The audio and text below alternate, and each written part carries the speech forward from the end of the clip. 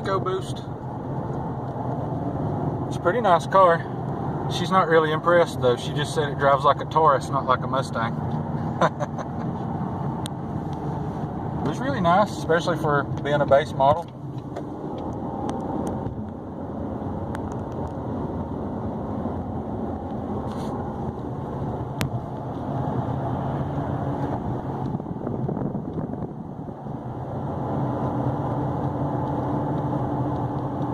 Speed auto.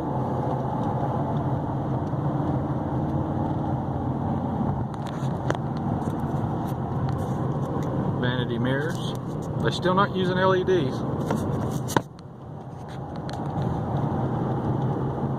But I'll get back to you in a few minutes. I don't really have any impressions yet. We've only gone a couple of miles. While watching this video, keep in mind that I own a pretty highly optioned 14 Shelby. And so I may be a little bit jaded. Also, the reason we were test driving this car is because it's getting close to time for my wife to get a new car. And so we're exploring our options to see what's going to fit us best. And so it's not a really in-depth review, but hopefully it'll give you some insight that maybe some other reviews won't give. Okay, so she said it drove like a Taurus, and so we put this. So we put the steering in sport mode, and we put the whatever it is in track mode, and evidently it has active exhaust because it really opened up the exhaust. Not that it sounds great, but you know, you can tell you've got a motor now, so that's something to be noted. I did not realize that the exhaust note would change when you put it in track mode. All right, so let's get this adjusted up for me now. Right there. 10-speed auto. Drive. Alright, so we're in, what is it, normal steering and sport suspension.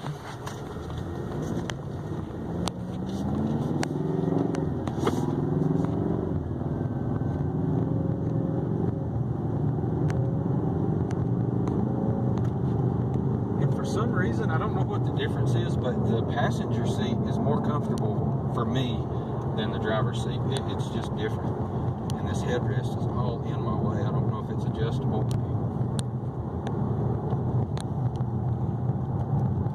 Let's see, maybe I need to recline the back. Okay. It doesn't feel, it's not as comfortable as my car. Like I say, if we bought it, maybe I would be able to adjust this stuff. But so far I'm liking it. Everything feels nice and tight as it should. It's a new car. We've got it in sport, so I felt it downshifting just then.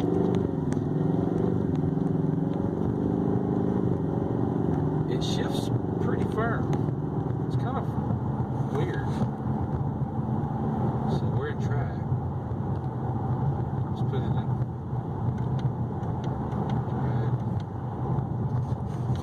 Okay, now I'm in Sport Plus.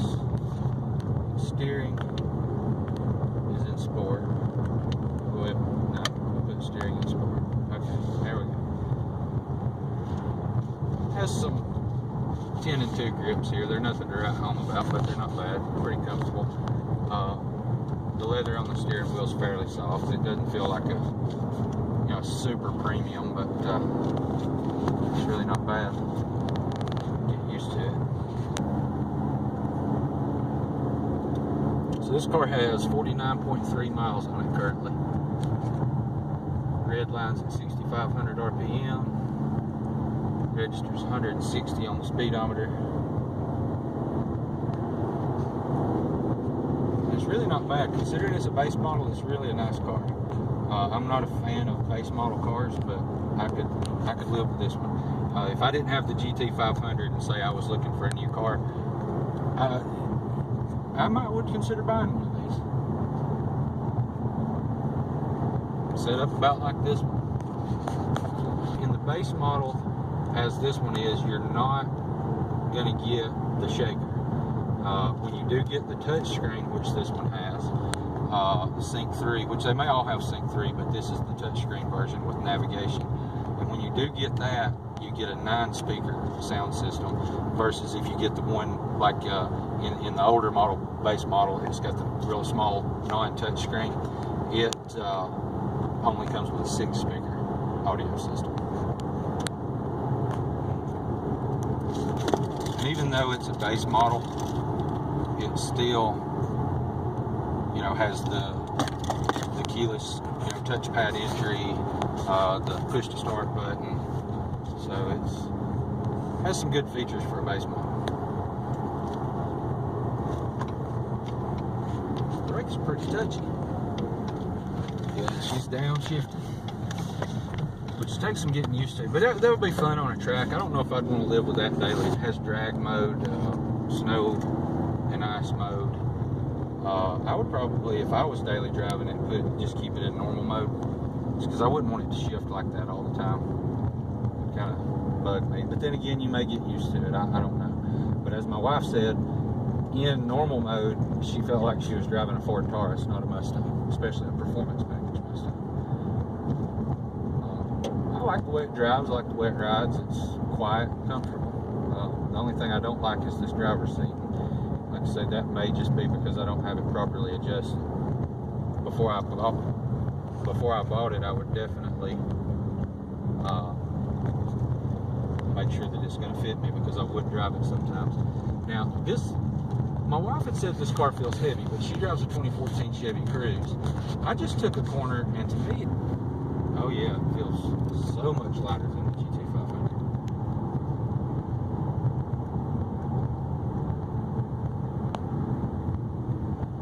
But we've been out for a little while now, so we're going to take it back to the dealer. I'll get back to you in a little while.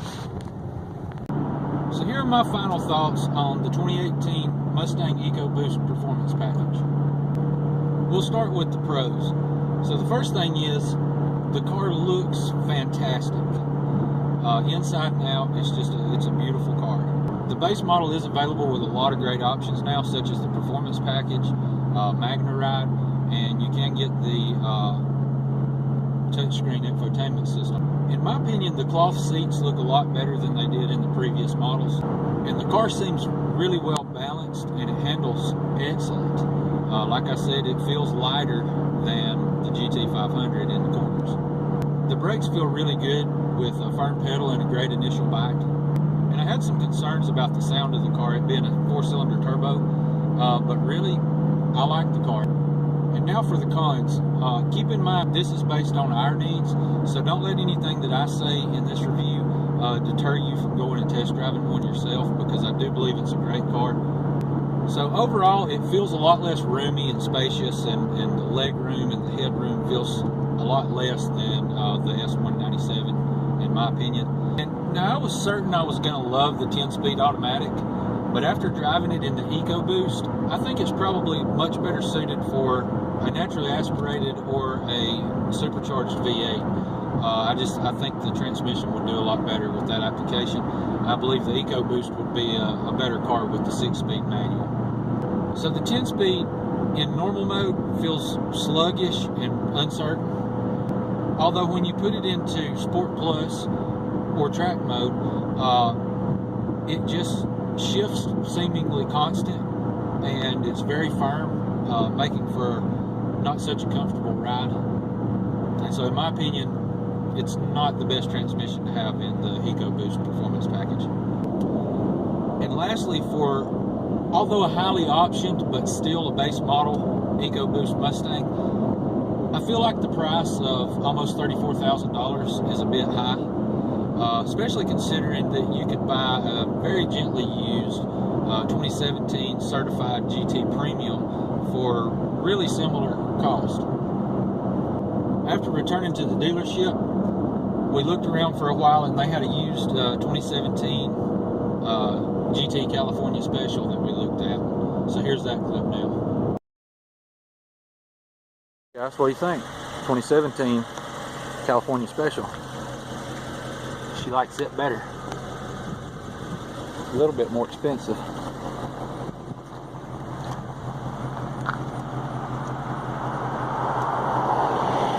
But I think I like it better too. The seats, oh my God, the seats in this thing are more comfortable than my Recaros. I really like this car. You can just get back down solid tape.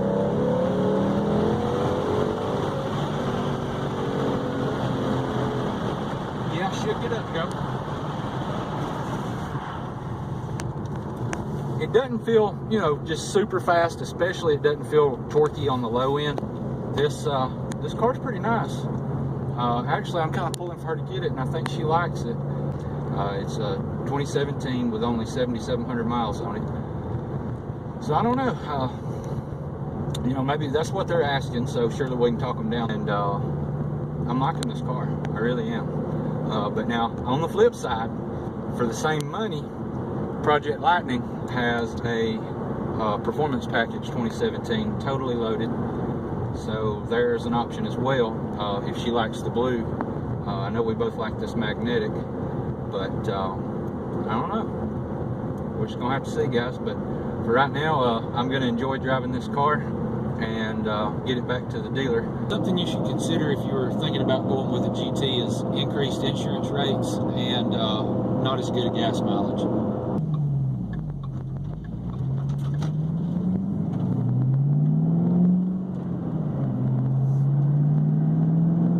So the pros of the California Special are, of course, it's a premium. And the seats were super comfortable. I really like these Recaro seats in the GT 500, but they were more comfortable than these seats. And so cons of the California Special would be just the back seat. Because of the roof line on the S550, which is beautiful, you really lose a lot of headroom. And so that would be a con for us because, as I said, we sometimes need to haul children back there. But overall, for the money, I believe we would go with the GTCS over the Ecoboost Performance Package. There's several different cars and SUVs that we've yet to drive, and just like I did with the Shelby, we want to make sure we get the right car for us. Now with the Shelby, I plan on keeping it much longer, but with her car, her daily driver, you know, we're going to be stuck with it for 3, 4, possibly even 5 years. So we want to make sure we make the right decision. So if you have any suggestions, put them in the comments below, and perhaps it's something we'll check out.